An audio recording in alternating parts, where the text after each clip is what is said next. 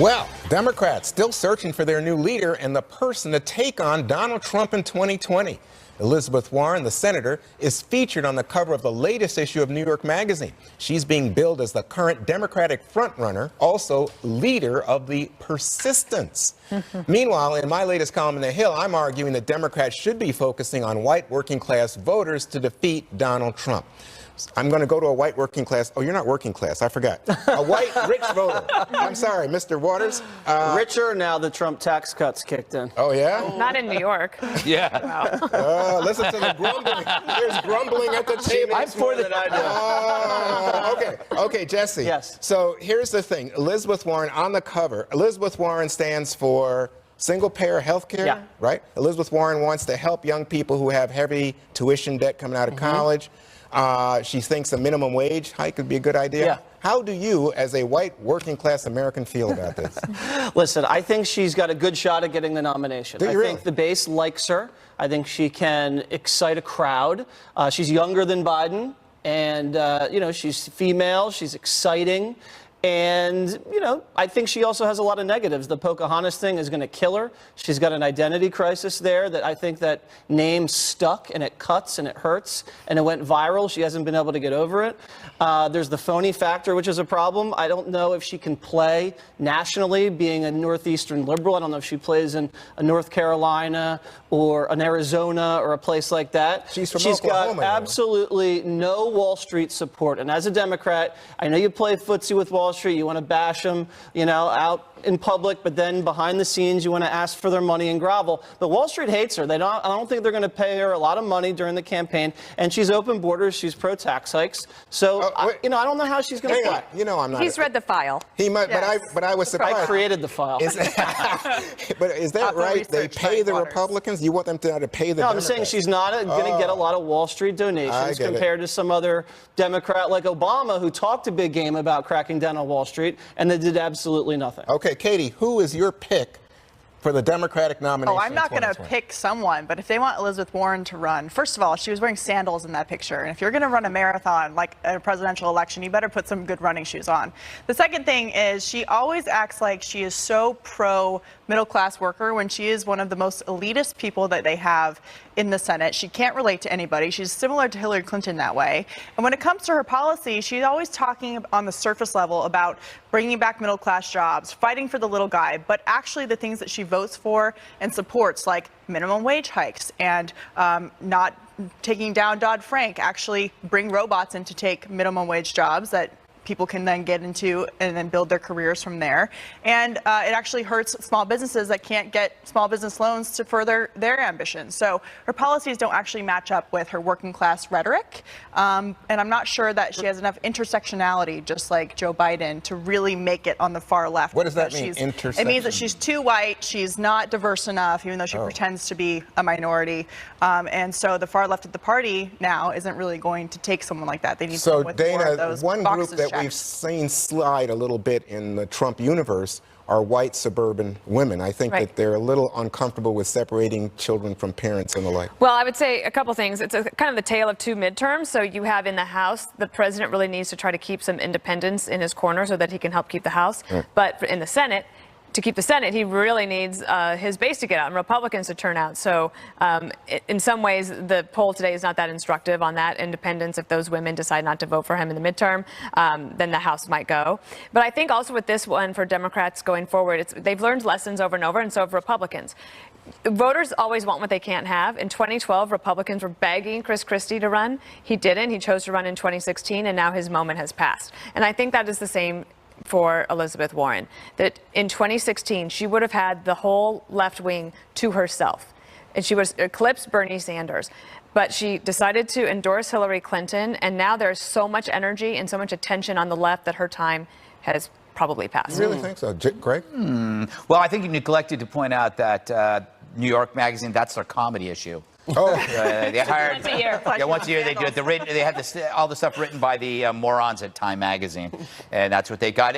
This is why the focus is going to be on ousting Trump because they've got nothing to beat him with but himself. And so that's why they've been shouting about impeachment. It's like they'd rather than compete against Trump, they'd rather like flip the board over, turn it over because he's beating them in Monopoly. This is so true. Yeah. He will make it a choice, not a referendum. Yeah. And he'll say, like, you could have a sitting president who's overseeing a roaring economy. Yeah. Or you could have somebody who believes in socialism. Yeah. I mean, yes, pick. exactly. So as long as the economy does well, they're screwed. And Comey actually said something right. He told the Democrats, you got to get a grip, right? You can't be so crazy because at the pace of this demonization, they demonize it's incredible. Every day it gets worse.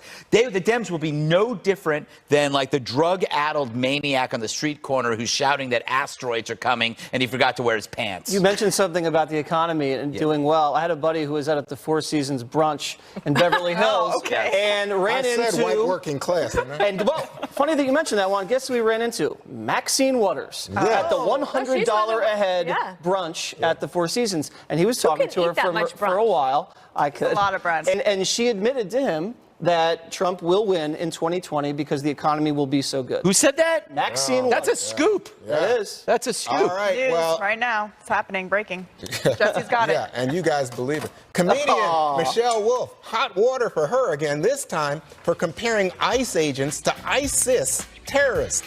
The video, amazing, coming up on The 5.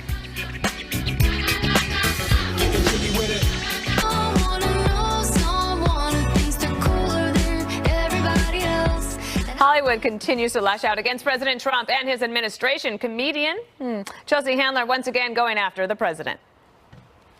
My fantasy is to see Donald Trump dragged out of the White House in his boxer shorts, you know, with his, you know, little hair. No, Chelsea, no. and landing in the Rose Garden. You know what I mean? I want him naked and humiliated. Yeah, hilarious. And Michelle Wolf making an outrageous comparison between ICE and terrorists. It's popular nowadays to say ICE is bad, but there's no better representation of American values right now than ISIS. ICE is waging war for everything that's holy in this country. I guess you could call it a holy war. Take it from me. No organization is better than ISIS. ISIS! Okay, I don't think that's funny at all. Greg, will this work with a certain segment of people? Michelle Wolf right now is in a lot of hot water comparing ICE to ISIS because they feel that it insulted ISIS. I guess this is what time does.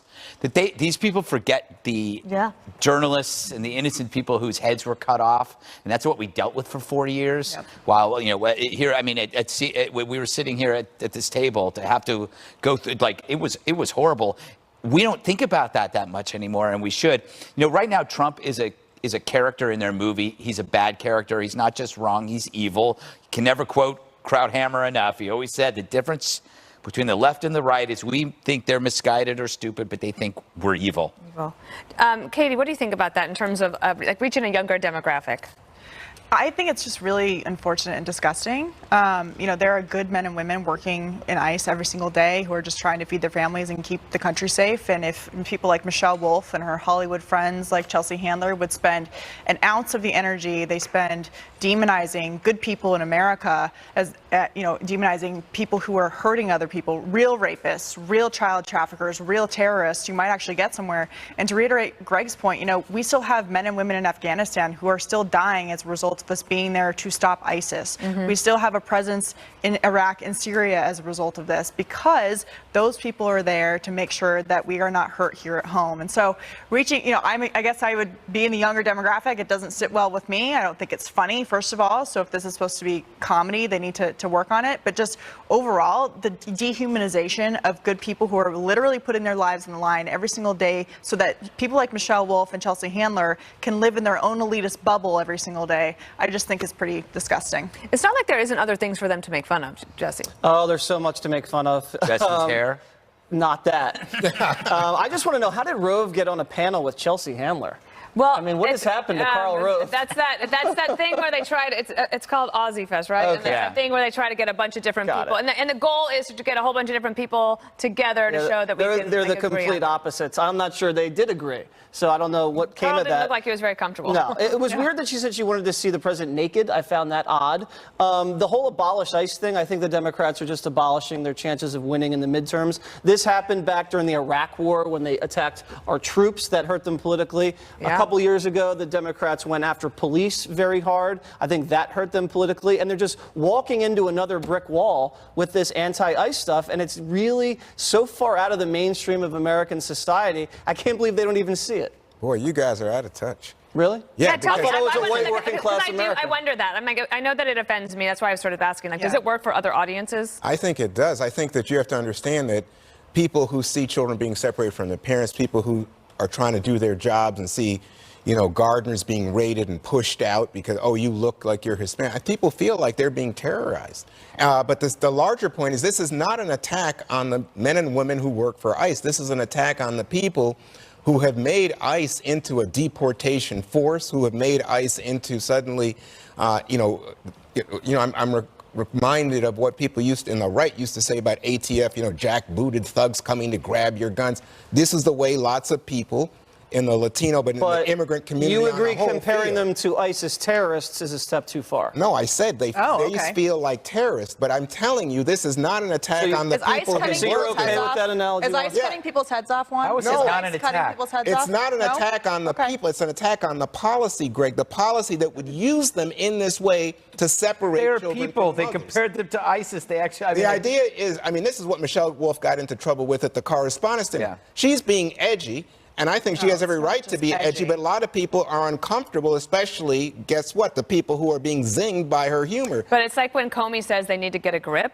I think this is part. I mean, it's not going to win back white working class voters. I don't know about Let 'em that, do but it. I think Right? it's not going to work. It is going to excite people who are angry. Let's put it. ICE agents are working class We voters. almost had a bleepable moment. All right, our bucket list facing a midlife crisis. Why the popular life planning tool may be flatlining. Next.